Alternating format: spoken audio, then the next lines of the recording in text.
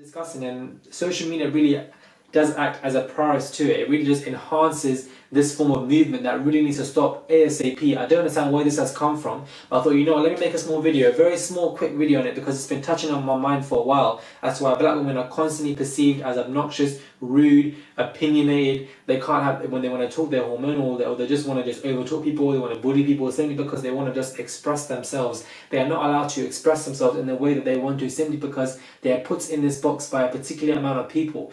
Blackness throughout all the cultures that I have been brought up in, and I thought today would be the day that I would simply just talk about it. We damn well know there's a lot of anti-blackness entrenched into your headset, and we damn well know your life would be very different if you are a black woman in relation to the fact that there are several forms of racism that would be you would have to in battle, whether it's in corporate racism, institutional racism, environmental racism, etc, etc, etc. So this particular individual, I'm not sure who he is, I remember meeting this Insta lady and she turned out to be darker than dark, fully looking matte black. You hardly ever hear someone say a black girl, you light up my world. They're too black for that shit.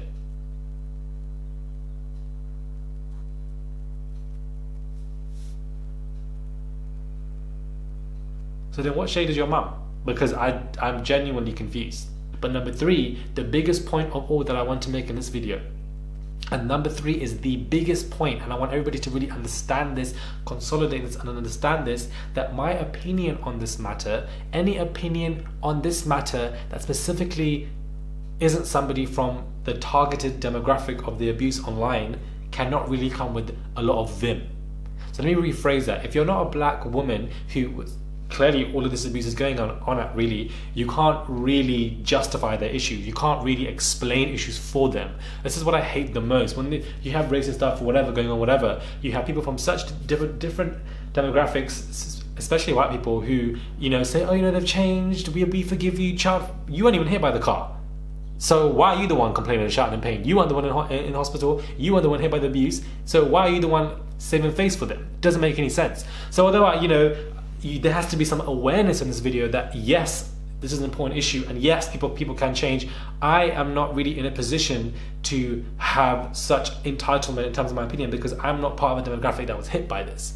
Do you understand what I mean? And I feel like too often we see way too many demographics that aren't hit by abuse that like to forgive people for it, but you weren't involved or affected by it, so I don't understand. So I want that to be massive awareness before we get it, before we really just dive deep into this video. That has to be a massive awareness.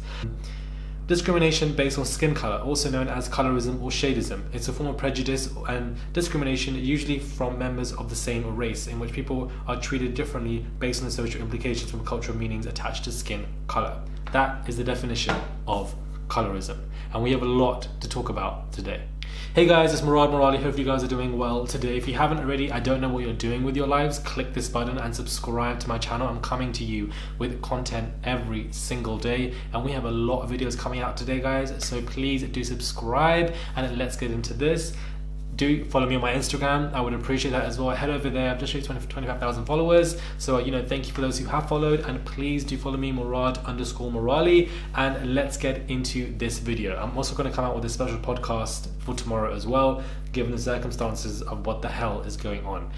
Now, before we do get in this video, please don't go send anybody hate that is addressed in this video. Please don't go send anybody hate.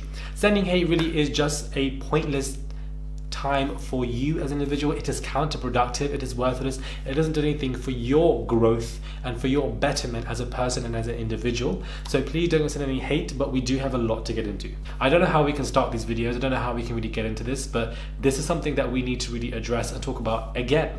And the key word is again, because I have been discussing stuff like this for a very long time on the channel. Like, I don't understand what black women have actually done to have been continuously degraded to such a level where people don't even, you know, regard them as even human beings at that point. I keep regurgitating it as important topics because these important topics need to be spoken about, because the subconscious colorism, and even conscious of course, but the subconscious colorism that really is entrenched within our minds, and this isn't just for black people. This also goes along for brown people as well. You have a lot of colorism in the brown community, child, where you have a lot of light-skinned brown people. I would probably deem somebody who may be like a light-skinned brown person. I don't know. People normally say I would be. Of course, I've tanned a lot, but whatever.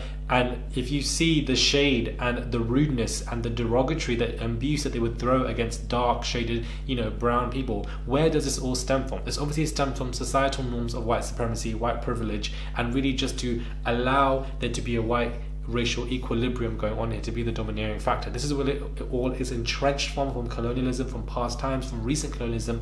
This is where it really breeds from and comes from, so much so that it becomes some kind of carbon monoxide that really comes into you. You don't even know it's coming into you, and immediately you're hating people of your own race. I'm not going to try and make this is an issue for several races, but irrespective of whether this is an issue for several races, which it is, it seems, and it always is, that black women get it the worst.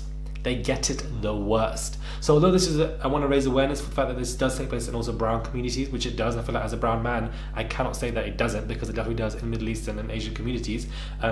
Also Latin communities, Asian communities, it happens in all. However, even though it does happen, which I wanted to raise awareness for, black women get it the worst. They get it the worst. They're not being marginalized and described as ugly individuals. They're then being fetishized for a specific kind of intention, and it really does become quite unfair. So we have a lot of UK influencers who have unfortunately had their old retweets resurfaced, and we're just going to go through them. It's because you effing black monkeys don't vote. If you're black, you have to have bum. Okay, Tion Wayne has spoken out about this recently, saying that there are some tweets where he is showing massive affinity for black women, and he's saying that he hasn't done anything wrong. So it's unfair for me to say this and not say what his rebuttal, because he has responded. We then have Heiji Keiki saying your mum's an ape. Tion Wayne saying sometimes I get deceived by an avatar by thinking a dark skinned girl is a lighty, then I quickly zoom out. That is what somebody else said, and then he would laugh out loud to it. Chunks would say I hate Denise with her default black lips, and he would laugh at that. He didn't, and then he said get a job interviews, how much N you killed homie. Young Philly said not feeling this black girl on the train, and she's trying to have eye sex with me. I refuse to look at her again. He has actually acknowledged this back in 2014 and has apologized for it. So he apologized for it ages ago. So if you're gonna bring up people's old tweets, bring up their old apologies as well. You have Vorendell saying you look like you're walking darkness, you look like a turned off light bulb, honey, you're dark. Do you even go outside? If so, you're mistaken for a black lamppost. Now the issue here with Vorendell is that she has spoken out, she has apologized for it. Like, again, if I'm calling out these old tweets, which are, well, I'm not really calling it out, if I'm reporting on this, you have to also report on what they've said right now. And they have apologized for it, they have taken accountability for it completely. And I feel like if you've said something, just come out with your apology and address it. And a lot of people haven't done it yet, so I don't understand. Everybody's awake now, it's 2 p.m. child. Nella Rose is somebody who was trending number one. This is somebody that a lot of people were shocked by because they have a massive affinity for her and they're really taken aback. I've never understood the concept of pink lipstick on black girls. You've got to understand that some trends aren't meant to follow. Jamaican plus Asian is coolie, African plus Asian is crossbreed. These times when you're on a bus full of Somalians and it sounds like a fishmonger's market, black girls complain a lot. White girls wear weave, black girls abuse it, and there's just a lot of these in the tweets. And there are a lot of tweets in reference to Somalians. Like, she really goes in on Somalians and really berates them. Now, this is the issue. All the individuals who were doing this stuff, they were also very young. They were like in year 9, in year 10, which is why I always say when I review backchat videos, I'm like this year 9 mentality, because year 9 was like the peak of this nonsense. It really was the peak in secondary school times. Yes, everybody was young.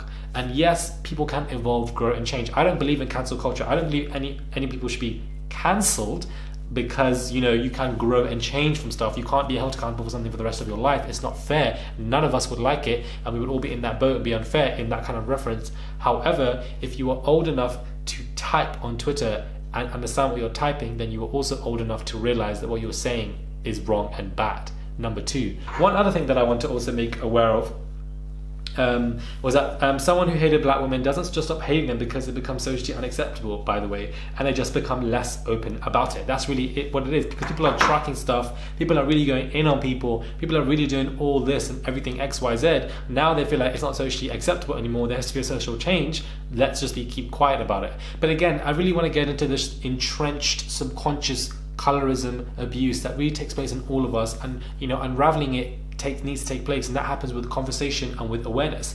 These are important issues that I've been explaining on my channel. I don't just do reviews of Love Island or other, shows or reality shows. I don't talk about, or music reviews. I don't just do stuff like this. I also talk about important issues on this channel, which if you are a subscriber to the channel for a while, you would have known that. I keep doing stuff like this because we need to maintain this conversation and keep having this conversation. This isn't going to be a video of me being derogatory to any of these influencers or cussing them out, because that doesn't do anything. It keeps everything in a loop. Chat, we're not trying to be in a loop. So I don't need to be cussing out anybody. If anybody expected that, I don't need to be doing that. Am I disappointed and upset and shocked by this stuff? Yes, I am. I'm sure that most of you guys are. And of course, I don't know, it's just a lot. It really is a lot, because you have a lot of individuals. It's not just these, I don't even know, man, child, this is just too much. But in reference to the Somali community, I do feel like, a lot was targeted on them back in the day.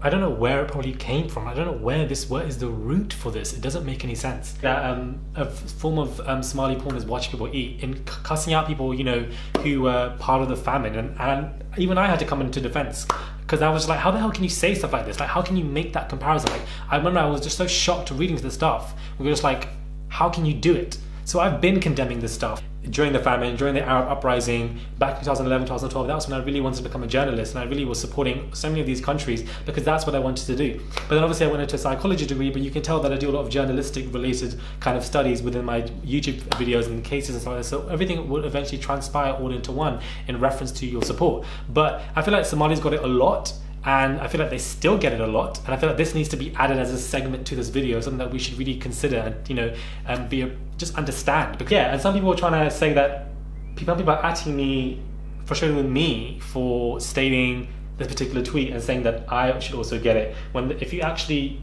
understood the language of English and you actually understand the lexicons and what people mean, the tweet actually says, no, how can you say Somali porn is watching other people eat? Oh my God, sad face, sad face, sad face. So that's me clearly condemning. That's me clearly, being upset and slamming people for making that comparison. So I don't understand how that's me. It doesn't make any sense. If you actually, I think it becomes a bandwagon at this point and you try to find everything on anyone. And clearly I said, no, how can you say that Somali porn is watching other people eat? I'm clearly reacting and upset and putting out my frustration, which is what I do in my YouTube videos right now, because I didn't have YouTube back then. And if you look at way back in 2011, I was really doing that Al Jazeera reporter, defending so many countries during the Arab kind of uprising, and Somalia was obviously one of them, in reference to so many killings that took place in Mogadishu. So it doesn't make sense to me, but I feel like this all needs to be added to the video, because yes, there are people who have made problematic stuff and they can apologize and there's growth and you can move on. Also, there also is like a bandwagon now where you'll just find anything and everything and people will make it into something offensive when it clearly wasn't. I don't get it. How would that be deemed when I'm clearly condemning a situation and reacting to it? I don't understand. Black girls with blonde weaves looking like Duracell batteries. They be looking like a bottle of Guinness. This is why my wife will be black, because black girls are black girls are violent to get strangled like that. They'll just catch a case of manslaughter. This is the issue. This was a massive issue back in 2012, 2013, 2014. Imagine if it never stopped. Imagine if it just got worse and worse, and there was a massive snowball effect. Imagine if those specific black women who saw all of this and were calling it out, imagine if they were too afraid to do so back in the day. It would have got worse and worse. So shout out to those people who were, really defending themselves, because not only were you getting abused in school, left, right, and center, because of the shade of your skin and because of who you are, you then have to go home and then see the abuse online.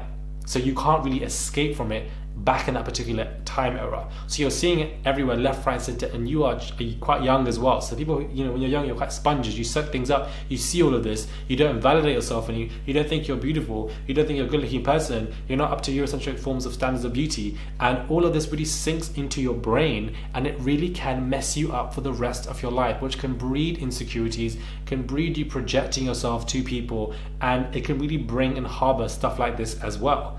And this is why we need to keep having these conversations, because the entrenched subconscious colorism is so deep within most of us that you end up hurting people in a way that you never really realize. A lot of people who made these tweets are probably just casually, waking up in their day, whatever, 5 years onwards, and didn't even realize how the wrath of what they were saying back in the day.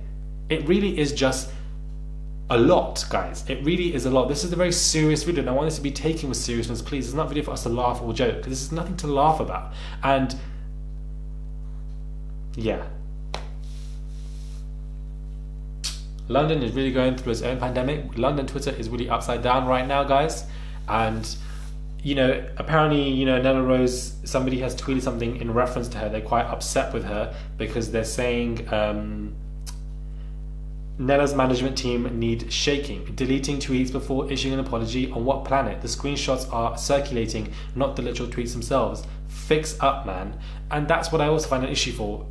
You want to try and delete stuff, but you know, if you've already been, people are discussing what you've said, state an apology, state what you have said, address it as a proper apology, and say, you know what, I was young, it was wrong, regardless of age, I messed up, my apologies, and I'm sure people will forgive you and people will move on. However, if you try to delete stuff before issuing an apology, people are already making an awareness anyways, it's not really an ideal good move to make management wise. It really isn't, to be honest with you. But I want to reiterate that, you know, black women need to be placed on a top elite pedestal when it comes to conversations like this. Why? Because they are affected the most about it. Therefore, their opinions on this will need to be held at a far higher weight than anybody else who isn't part of that demographic. It's simple as that. So hopefully you guys can digest and understand this. And I don't know if you guys were expecting a video of me cussing them out, but I don't need to be doing that. It's a waste of my time. I don't need to be derogatory on this channel. It's really a waste of my time. Let me know what your thoughts are when it comes to this long video. This was obviously a very extensive, important issue at hand. I didn't expect this video today. I literally pre-filmed 4 videos last night and I expected to put them all up until I saw this. And now I have to kind of move my kind of trajectory of my videos later on, so you guys will see those. But this is something that is very important and holds far more weight on my channel. As you guys have known, I've been speaking about this stuff. Let me know what your thoughts are when it comes to this video. Please do subscribe, click that button for daily and consistent content. Head over to my Instagram, please, Murad_Morale. Subscribe, and I'll catch you guys soon for another video.